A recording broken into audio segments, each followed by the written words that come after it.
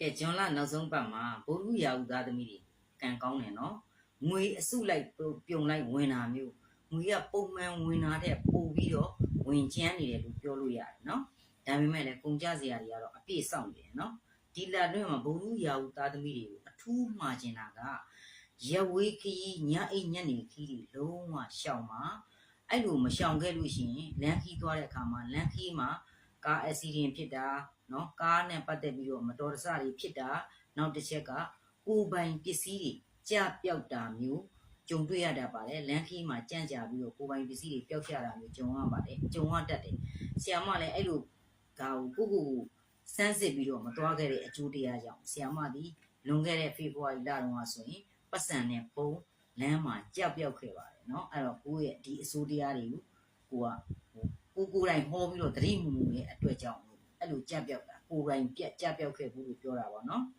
အဲ့တော့လူမှုရေးပြဿနာလေးတွေဖြေရှင်းရမယ်ဒါပေမဲ့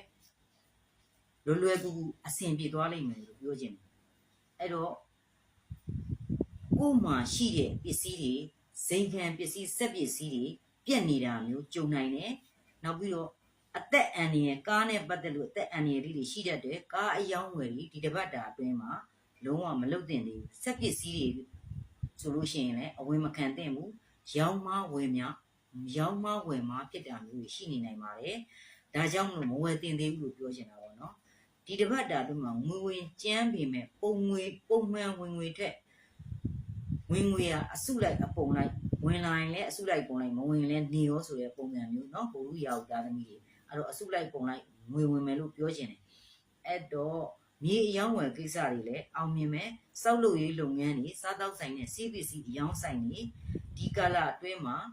အတော်လေးအဆင်ပြေမယ်မိဟောင်းဆွေအောင်ဆရာသမားကောင်းတွေအကူအညီထောက်ပံ့ကောင်းတွေအဆက်အသွယ်ကောင်းတွေရရှိမယ်ဒီတစ်ပတ်တာအတွင်းမှာဘိုလ်လူရာဟုသားသမီးတွေကဆိုရှယ်မီဒီယာနဲ့ပတ်သက်တဲ့လုပ်ငန်းတွေလည်းအောင်မြင်အကျိုးပေးတယ်လို့ဘောနော်ကိုယ်ပိုင်ငွေကြေးရင်းနှီးမြှုပ်နှံမှုနဲ့ပတ်သက်ပြီးစတင်လုပ်ကိုင်နေအဆင်ပြေနိုင်တဲ့ဂျွန်လရဲ့နောက်ဆုံးတစ်ပတ်တာပါအခြေလေးဆက်ပြောမယ်ဒီကာလအတွင်းမှာအဆက်အသွယ်တွေပြတ်တောက်နေတာ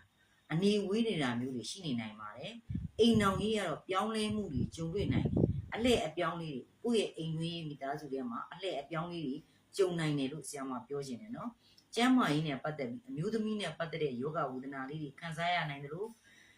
ခြေလက်အဆင့်မြင့်ကြိုက်ခဲတာခါအယိုးနဲ့ပတ်သက်တဲ့ယောဂတွေနော်တနည်းတွေမကောင်းဆိုတော့အယိုးပေါ့နော်အယိုးနဲ့ပတ်သက်တာတွေဖြစ်နိုင်တယ်အဲ့ဒါကြောင့်မလို့ဒီနေ့ထဲမှာကျန်းမာရေးမှာအယိုးစစ်တွေကျိုးလွယ်တာမျိုးတွေထိခိုက်ရှက်နာတာမျိုးတွေအဆင့်မြင့်ကြိုက်တာမျိုးတွေဖြစ်နိုင်တဲ့အတွက်ကြောင့်သတိထားပါ